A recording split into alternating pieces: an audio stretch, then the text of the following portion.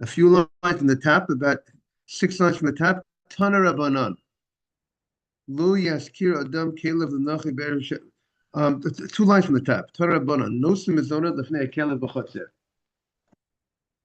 You have the you have the Gemara? Okay.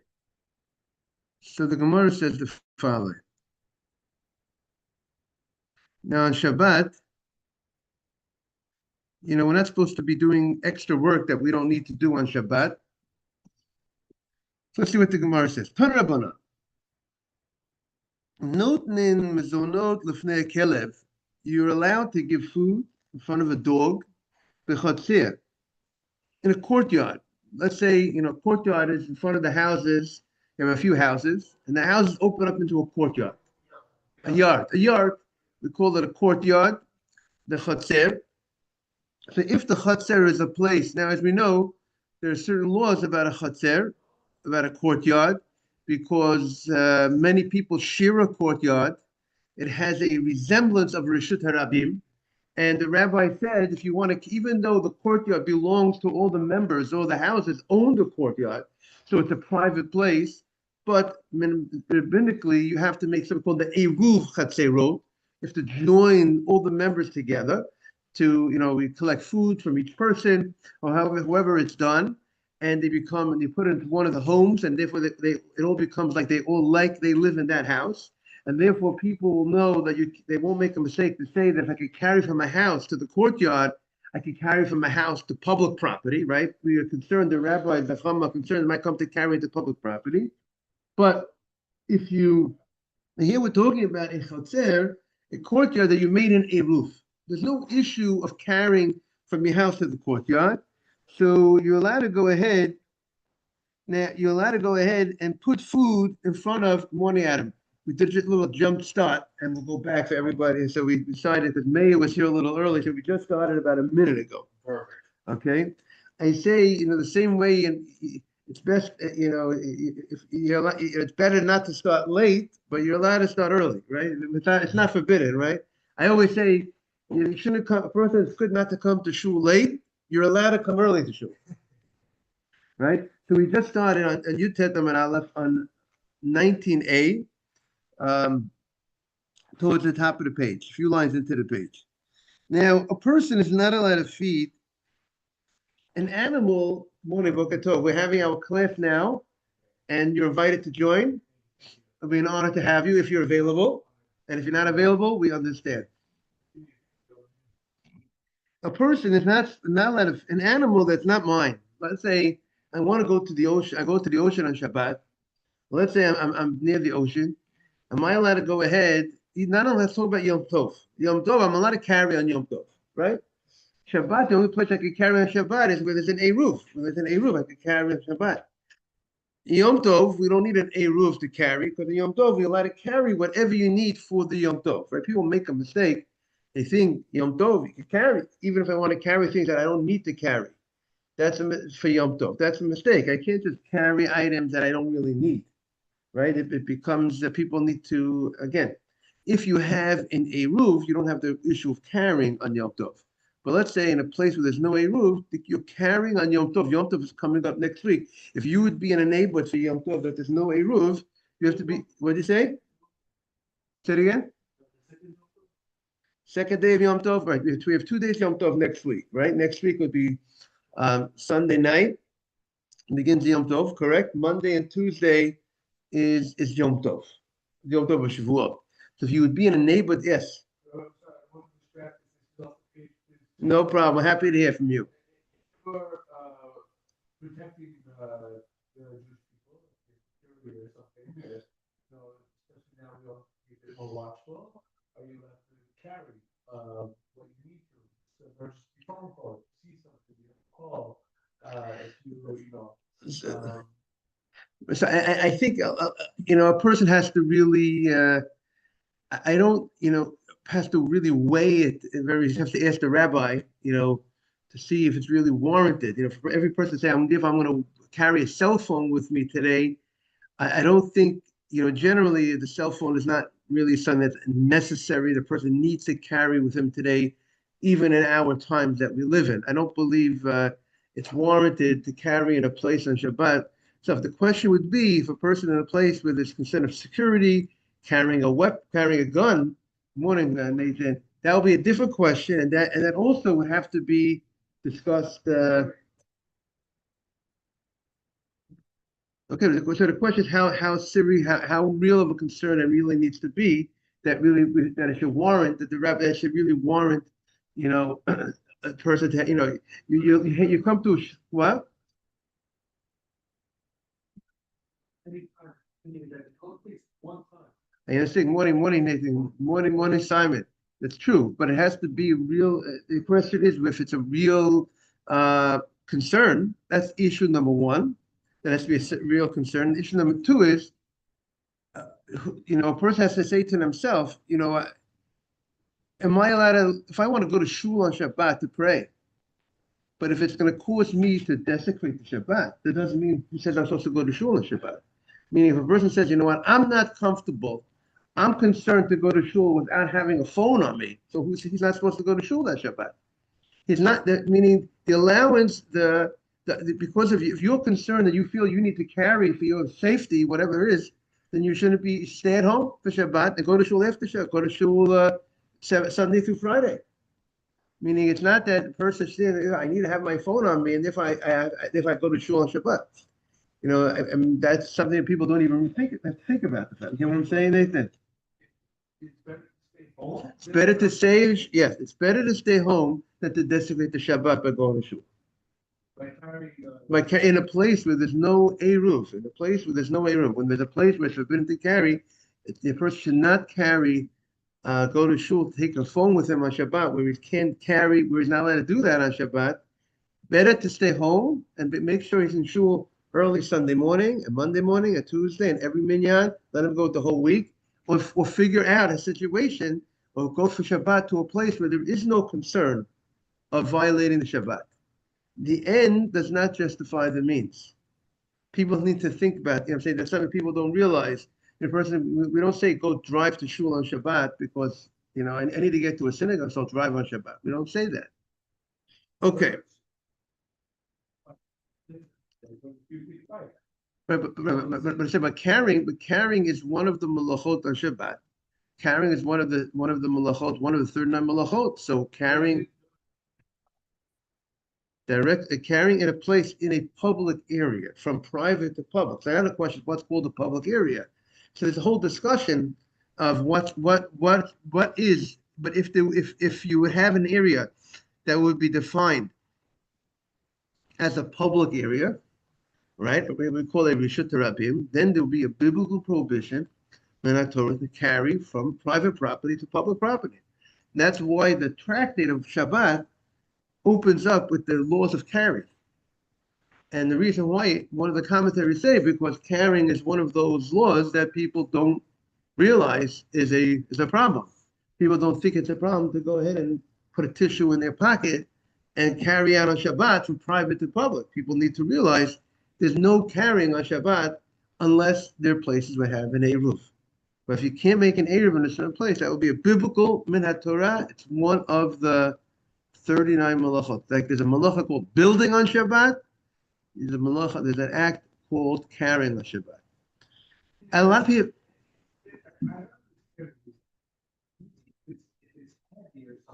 Burden for you to carry, no, on the contrary, but you can sit at home and move your 400-pound refrigerator and your 300-pound sofa all day long in your house on Shabbat with no problem. No Torah problem. Maybe rabbinically. Good morning, Mike. Good morning. Take it to the second place is to do something creative, and that we're not allowed to do. Okay. So that I can drive home Shabbat. No, you can't. Okay, you have to listen. Every malacha, every situation has its own rules, and we have to analyze each situation. Sure. Yeah, we could talk about it, but I think the reason is because you was probably brought up in a place that you're used to carrying. You was probably brought up in a place that there was an eruv that carrying. Okay. So we're going to continue now. Very, very. Okay, Tana Rabbana. So a little introduction here is that when it comes to feeding animals, let's say in Yom Tov, if I want to go, if I want to go and I want to take bread with me and go to the ocean and feed the fish. That is something I'm not allowed to do on Yom Tov. Can't do it on Shabbat either. What's the reason? Because I don't have the responsibility to feed those fish. They're not my fish. I have no responsibility for it. So That, no tashlit on. so tashlit, right? So tashlit, right? So tashlit on Rosh Hashanah. A lot of people make a mistake that when they go to tashlit on Rosh Hashanah, they go and they they throw some bread to the fish, right? It's a mistake. Halachically, they're not allowed to do that. Now, if they would be going during the Aseret Mitzvah, if they're going during the days that are not the Rosh Hashanah, then you want to go ahead and throw to them, fine, no problem. But if you're going on Rosh Hashanah with the customs to go on the first day of Rosh Hashanah, you're not supposed to take bread and feed it to the what? To the fish. I presume most probably it happened that the children most probably would take the bread, and then eventually people don't think there's a problem for themselves to take the bread. You can't go ahead and feed animals that don't belong to you. Why? That's called tircha she'ena tzricha. You don't get busy with things that are not your responsibility to be busy with. Like if I'm going to go ahead and burden myself, a burden that's not necessary on Yom Tov or on Shabbat is not allowed to be done. However, dogs, yes, Michael, Oh, sorry, I'm going to- no problem. But that, it seems to imply that it's a responsibility you're allowed to do it. You're allowed to feed you a fish. You could feed your fish on Shabbat. You could feed your fish on. You could feed your fish. It's your responsibility. Right. You feed your dog on Shabbat. If someone has a puppy, you have and you have a responsibility to take care of your animals. But you don't touch. Don't handle. It's a different question of handling and touching animals. It's a different question. Yes, Mike. I would get that it depends on each animal. Because I go 2 weeks in vacation without feeding my fish, it won't make a difference. Oh, so you're saying if the fish don't need it, why should you get busy? That's what you're saying? Yeah. Okay, maybe it's a good point. If they don't need it, I don't know that you should be busy. You're right. Maybe that's not something I should be busy with. Them as often as you need to feed them, but that might be once every 2 weeks and not on Shabbat. Right. I think you're right, Michael. If you don't need to feed your fish on Shabbat, why should you get busy feeding your fish? But if your fish need to be fed on Shabbat, or you have some other pets that need food on Shabbat, you have a cat that belongs to you, right? And you're responsible for that cat, and it's running around your house, and that cat is hungry. You're allowed to feed it, and as Nathan said, you have a responsibility. If you take care of if it's your animal, and you're responsible, take care of it. You know, you spoke about it's tircha where you don't have to do something. You don't have to feed the fish in the ocean. But when you're throwing your bread and your sins into the water, it is incidental that the fish are also getting fed. You didn't bring the bread so that you could feed the fish. You brought the bread so you could throw away your sins. I don't know if it's similar to like walking down the street and triggering somebody's light on Shabbat. You didn't have any benefit from that. You didn't want it. You were walking home in a public sidewalk. Here, you didn't bring the bread to Central Park Reservoir to feed the fish. You did it for your own purpose, You you did it for say. your own purpose, and there may or may not be fish being fed. It's an interesting point, but I don't think they say that therefore that would allow us to, because your reason. You didn't bring it as a tip. Right. I hear your point, but I don't think, but at the end of the day, to me, you are doing this act of feeding animals that don't belong to you. So maybe they didn't make a distinction if you're feeding the animals because you have some other personal reason why you're doing it, not because you're looking to feed them. So it doesn't seem like they make that distinction. However, in the time, dogs were different than other pets. Very fascinating idea. The dogs were different than other pets because because there was very little food. The food of the dogs is very limited, a very small amount of food for the dogs. The time of the Gemara, the dogs were not fed as well as other animals because the other animals were in the fields. They were doing work for you, so they were doing work. They were very well fed. However, dogs were not fed as well, and therefore the you were allowed to because of the mitzvah. Fascinating, because of the mitzvah of halachta b'drachav, to go in the ways of Hashem, and you have to be merciful, to be compassionate. Therefore, there was a mitzvah upon you to go ahead and feed the dogs, because you want the dogs to be fed, even though these are dogs that did not belong to you. And therefore, you were allowed to go ahead and feed them on Shabbat. Also, there's another reason to feed the dogs, because as you know, they did not bark when we came out of Egypt. The dogs did not bark. First, I want to say hello to Ronnie and Asaf. I don't know if I gave a proper hello to everyone on the screen. And Good morning, Rabbi. Thank you. Welcome. And they did not bark when we came out of Egypt. So therefore, as a result of that, there's a mitzvah to feed them and to show a karat hatov. Right, correct. A kelav tashlichan oto, the pasuk is right. We say treifa lo sachel. The pasuk said talks about a treifa, an animal that got ripped up, you can't eat. The Torah says give it to the dogs, meaning show your appreciation for what the dogs did. So those are reasons, a couple of reasons why the dogs were an exception to the rule, and we're allowed to go ahead and feed the dogs. So here, let's say there's dogs in the courtyard. I can go ahead on your. It's not even my personal dog. So that's an exception to this rule about tircha. Correct. The dogs are an exception to the rule. Good morning. So I can go ahead and feed the dog on Yom Tov or on Shabbat. I could go ahead and give the food to the dog in the courtyard, and there's no problem. And the question is, if I go ahead and the dog goes ahead and takes the food and it says not lo v'yotza, if the dog goes ahead and takes the food from the courtyard and he goes out to public property, ain't is kokelo, you don't have to. That does not stop you from giving it to the dog. Now, there is a law that says I can't go ahead on Shabbat and put a load on an animal. So let's say I put a load on an animal, and an animal goes ahead and it goes out of my property and goes into public property, right?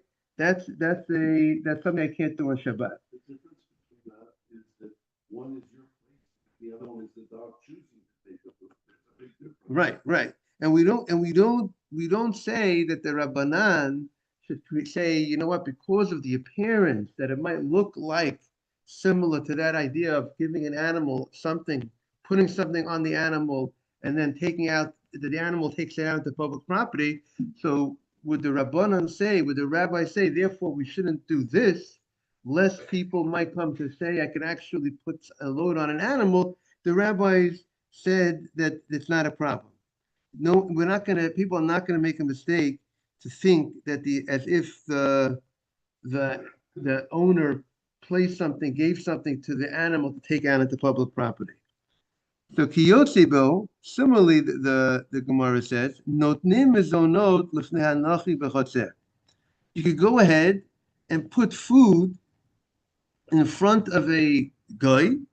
Let's say you place some food for the Gentile to eat, to take, and that's allowed on Shabbat. And then he wraps it up, and not low, and he takes it, v'yatsa, and he goes ahead and he goes outside with it. Ain't it kakalo? It's not a problem. Now, what's the issue here? Now, this again, I have responsibility. We say I'm not allowed to be busy on Shabbat or on Yom Tov with things that I don't need to be busy with. I shouldn't do extra burden, extra tircha. I shouldn't be feeding the world's fish on Yom Tov. That's not my responsibility. Now, but the non-Jew, if I'm allowed to go ahead and give food to the non-Jew on Shabbat. Why? So some say because if we only support, we have a mitzvah. The Torah gives us an obligation to support Jewish people, to give tzedakah to Jewish people. But if we wouldn't give some food to non-Jews, then the non-Jews would be upset that you're only giving Jewish people. You're only supporting Jewish people, and you're not supporting any non-Jews. So that could lead to a lack of peace, bad feelings, ill feelings against the Jewish community, and therefore there's a concept of for the shalom, for peace, but to give them some to give when a non-Jew asks you for something, doesn't mean you should give them the same amount of money you give your brothers and sisters, right? There's something called your brothers and sisters. Every Jew is called Achenu Kol Beit Yisrael. But there's a concept of giving that non-Jew. So therefore, if you're going to go ahead and you're going to get busy giving food to the non-Jew on Shabbat, that's not called something that's not needed. You're getting busy for something. You're getting busy for something that you're not needed to do, because there is a concept mitzvah to do that. Now,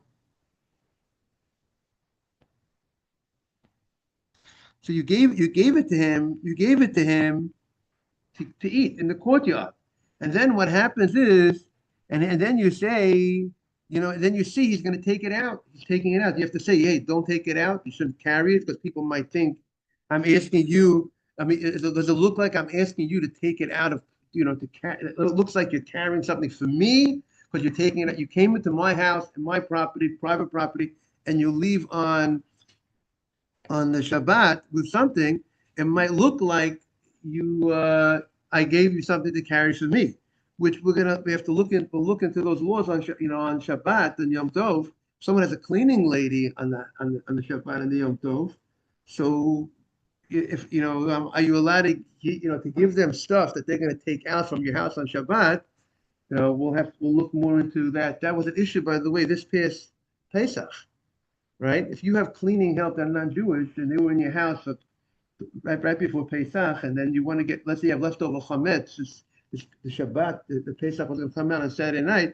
You can't say if I have a lot of leftover chametz, I'm going to give it to them. If they're not going to be eating, if they can't, that would be an issue, because it looks like they're carrying. If I would give them a lot of chametz, I would not be able to give them a lot of chametz to go and leave my house and go out into public property on Shabbat. We'll see more. Maybe we'll look more into that.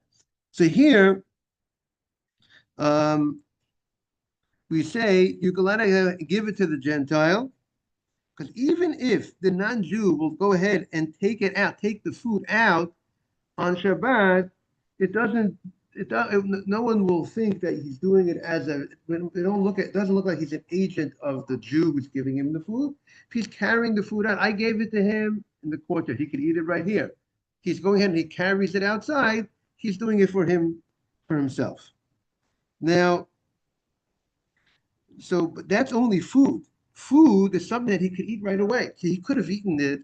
I gave him a portion of food, which I think the halacha distinguishes how much food you would give that Gentile. I mean, if you would have given a portion, if you would have given the non-Jew one portion of food for himself that he could eat right there in the house, that would be allowed. But if you're going to give him too much that he won't be able to eat for himself, you give him more than one portion. If you have a lot of company on the Shabbat, Erev Pesach, Shabbat, and you had a lot of company, and you give him 10 rolls, he can't eat 10 rolls. So if you give that Gentile that cleaning help that came to your house, and they came from 8 o'clock in the morning to 10 o'clock in the morning, and they're leaving you finished your chametz by 10, 12, and you gave him 10 rolls, you had 10 rolls left over, it looks like he can't eat 10 rolls. It looks like he's carrying for you, right? That was the problem. You couldn't give him, you can't say, my cleaning help was my answer. Just give him the 10 rolls before this man, and I'm good to go. Can't do that.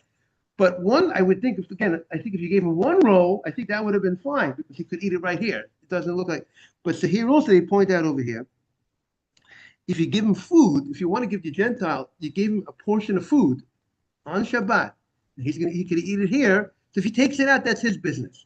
But you can't give him other types of items that he's going to carry out with him, because it looks like you're making him your agent to carry for you on Shabbat.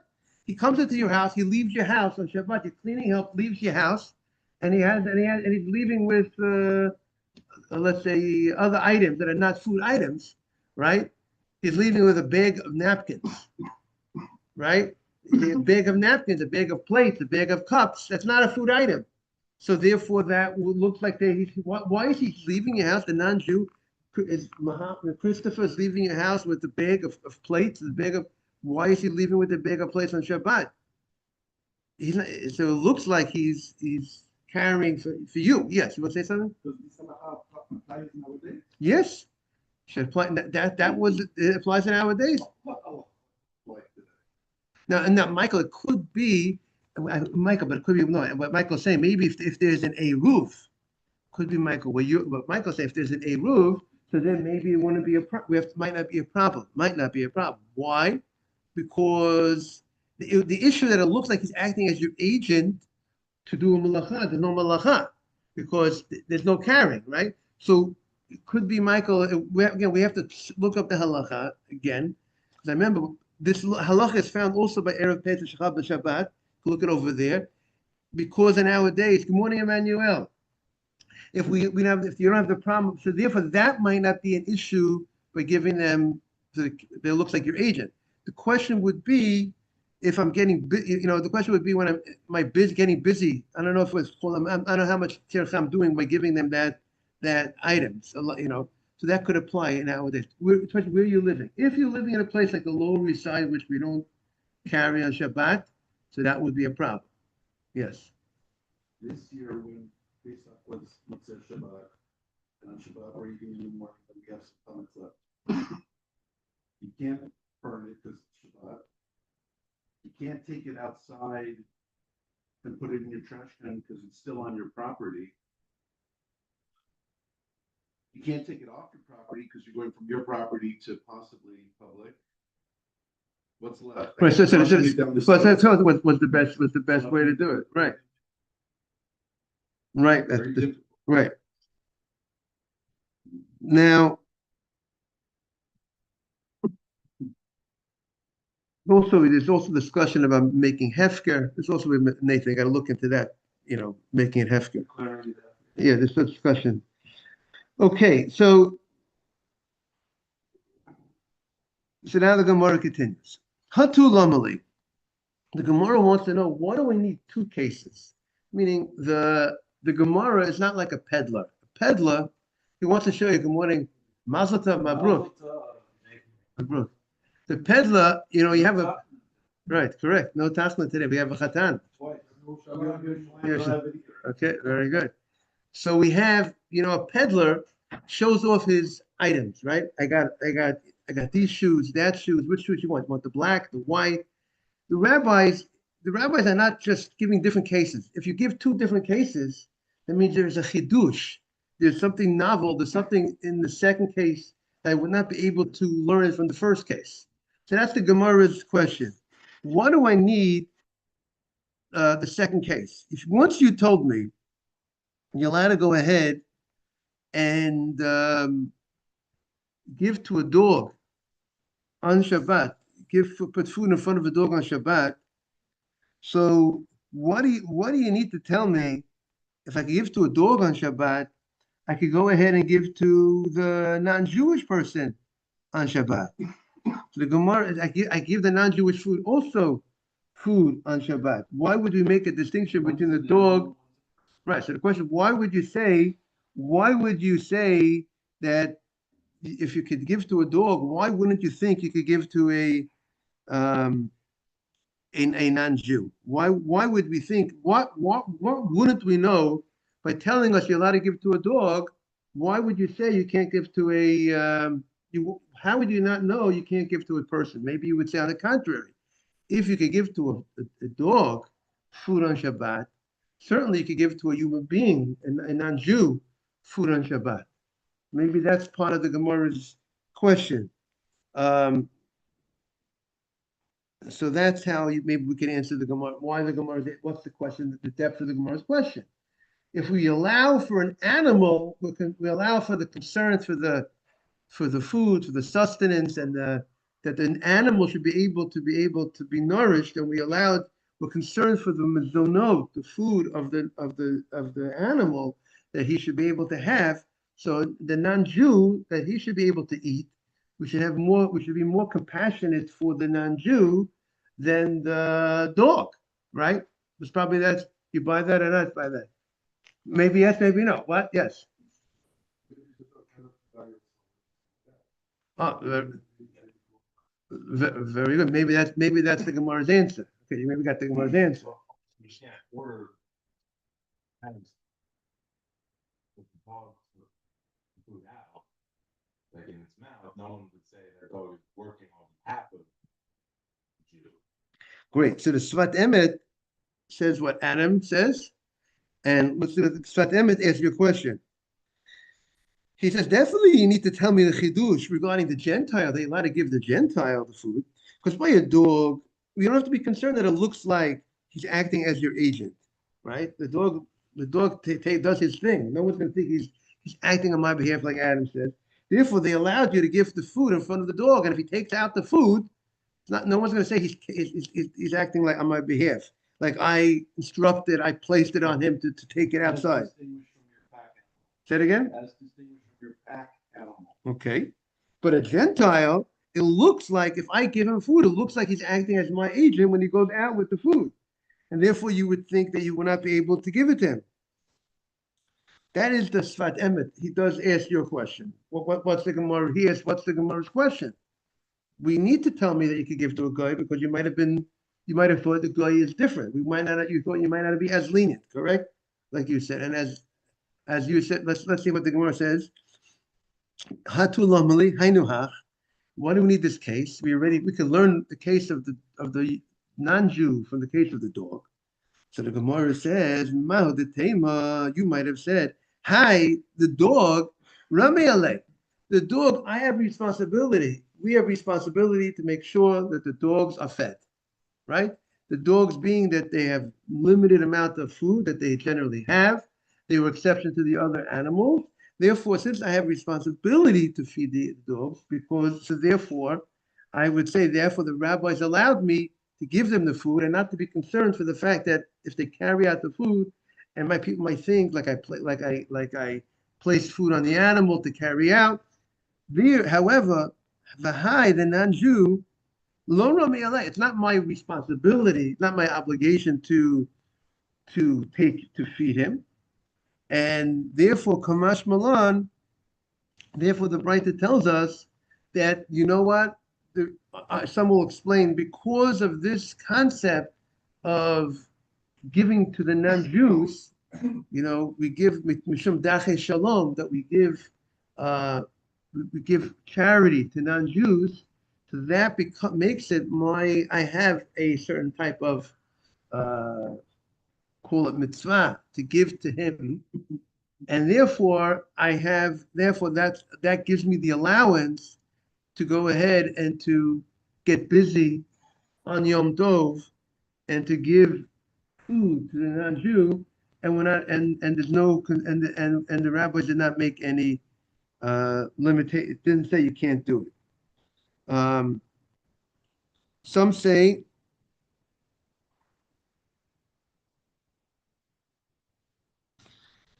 like what's your name? Moshe. See, some explain we would have thought that the mitzvah of feeding of giving to a non-Jew food is not the same as the mitzvah of feeding the dog, because the non-Jew, he could find food by himself, right? I have like Moshe was saying, I think. The fact is that yes, I might have a mitzvah to go ahead and give some food to the non-Jew, but the non-Jew has capabilities and abilities to find food, and therefore, if I don't give him on Shabbat, it's not like he's gonna starve, so to speak. However, the dog, if I don't give the dog, he might not have food. He doesn't have the ability just to find food, and therefore, you would have thought you would not be allowed to give the Jew on Shabbat the food, because maybe, or you might have said you would have to be concerned to make sure he doesn't carry the food out on Shabbat. Therefore, the Braita comes to teach us that you're allowed to give the non-Jew the food on Shabbat, and you don't have to be concerned that if he goes ahead and subsequently goes ahead and takes it out of the house. Again, you're giving it to him to eat there. You're not giving him to go ahead and take the food out. But if he goes ahead and he subsequently takes the food out, that we're not going to be concerned with. Okay, the Gemara continues. Tana Rabbana. Okay, tov. Tana Rabbana, shalom. Lo yaskir adam kelav lenachri berev Shabbat. If I go ahead, this opinion in the Braita says if I want to go ahead and rent a car, or I want to rent a plow to somebody, to a non-Jew, and he's coming to my house, let's say Shabbat is late in the day, he's coming to my house a half hour before Shabbat, and he wants to rent a plow, right? So this opinion says, I can't rent him the plow. Right. He doesn't say when he's renting the plow. Right, he's going to have it, right, the terms and conditions, he'll have it for a few days, for a week, but he's coming right before Shabbat. He's coming, Simon, to my house right before Shabbat to rent the plow. So what is so this opinion says, if he's coming on Friday, and really this opinion is not only saying late in the afternoon, this opinion says Be'erev Shabbat, anytime on Friday. Anytime Friday a.m. He comes to my house on Friday, he wants to rent the plow, so I can't rent him the plow. Now, of course, that's not the halacha, right? I can rent him the plow on Friday, but this opinion holds I cannot rent him the plow. What's the issue? Because it looks like I am renting the plow that he should do malacha on Shabbat for the plow, and I wanna go ahead and benefit. I want to get paid. I'm high. You're making money from the Shabbat, so I can't go ahead and rent him out this plow on Friday. On Friday. If again, if it looks like if I would want to rent that, if it looks like I'm renting out just for Shabbat, right? But here, the way we do it by hotel is you don't rent, if you're a religious hotel, you don't charge by day, you charge by the package. So therefore, if a person has cleaning help, you shouldn't pay. I'm paying you 100 for today and 100 for Saturday, Friday, 100. Just pay $300 for the weekend or whatever. That's how we do it. But so I can't go ahead and rent out the plow on Friday according to this opinion, but Revi'i v'Hamishi, but on Wednesday or Thursday, I could go ahead and rent them on Wednesday or Thursday, even though both terms are for a week. You're renting it for a week. But the question is, if I rent it so close to Shabbat, on Friday, there's an appearance that I'm renting it for people. The guy comes to the house, he comes to the rabbi's house, Simon's house on Friday. It looks like he's renting it for Shabbat. I'm making money on the Shabbat. So that's the issue. But if I rented him on Wednesday or Thursday, Shabbat is not, it doesn't have that appearance that I'm renting out the item for the person to use on Shabbat and to make money off of the Shabbat. Now,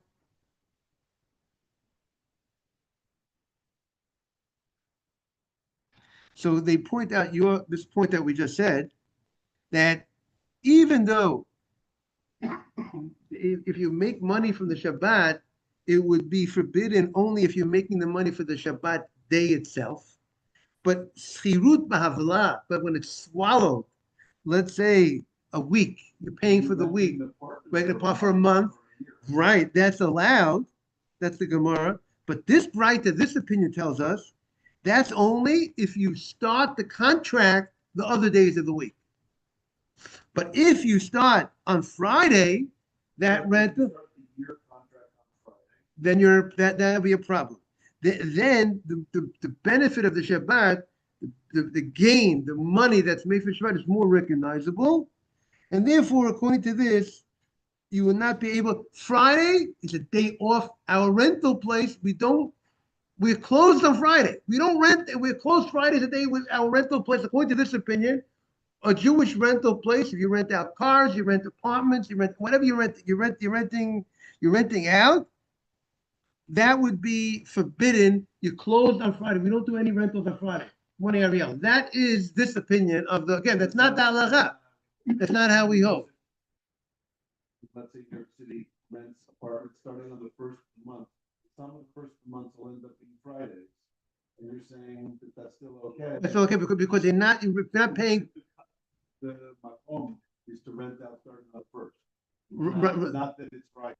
right, and the fact, because we hold the fact that you're paying for the month, I'm not paying for, therefore, that would be fine. So now, kiyotzibo, similarly, ein mishalchin igrot b'yad be'erev Shabbat. I want to hire a non-Jew. I'm hiring him as a delivery man. He's delivering my mail for me, right? So this opinion says that I cannot hire my mailman. I can hire a delivery boy to deliver something for me on Friday. I'm paying him Friday. I'm hiring Friday, and it takes a week for him to deliver the mail. Going back to the old days, it's a week job. What's the problem? What did you say? Okay, but what's the problem? The problem is if I hire him on Friday and he takes the letter from me on Friday, he leaves my house on Friday, people, and he's going to be, it's going to look, and he's going to be traveling on Shabbat, aren't you?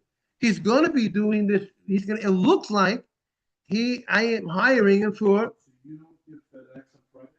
So we wouldn't give, again, if FedEx, if he has enough time to make it, let's say if I wanted it for Saturday morning, the problem with FedEx would be if I give it to him in a way that he has no. If I want to think Florida, I give him at 4:30 in the afternoon. Let's say Shabbat is 5:30, and I give it to him at 4:30, and I want it there by Saturday morning.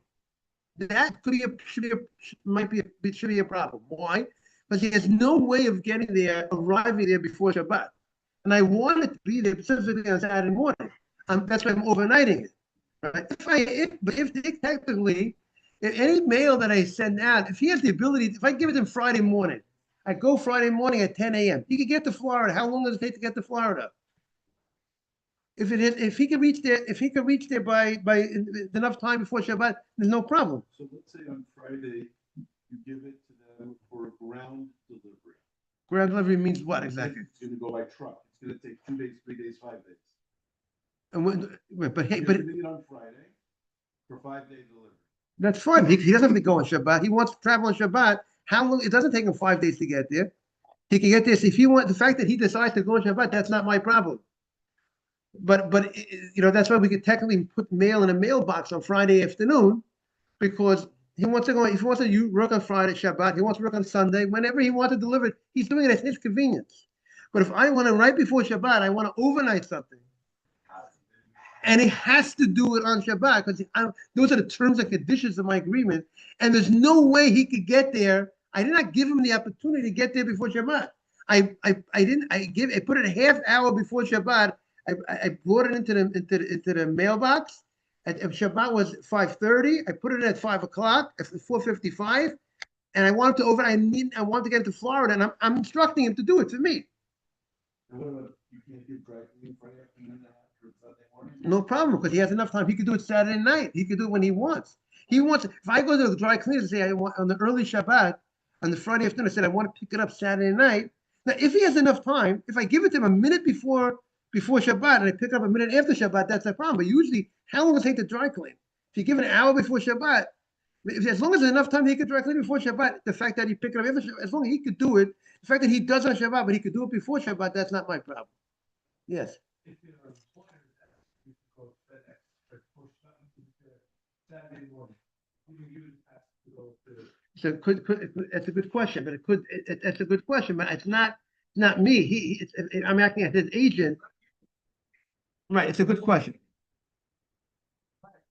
Right, but I'm not sure. But at the end of the day, I'm acting as his. It's for him. It's not for me. So I don't know if there's a problem. That's a good question. Very good question. That'll make it better. It's clear. Okay, a good question. Okay, have a great to have such a beautiful crowd. We'll be okay. No problem. I think the first thing we got to do is we got to look at the Mishnah in the 7th parak, which discusses in the beginning of the tractate. Michael, it's great having you. We're back every morning at 6:45. We'll take you, everybody, anytime. No.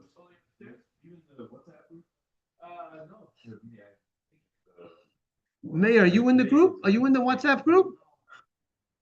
No, We gotta get you into the group. Manuel.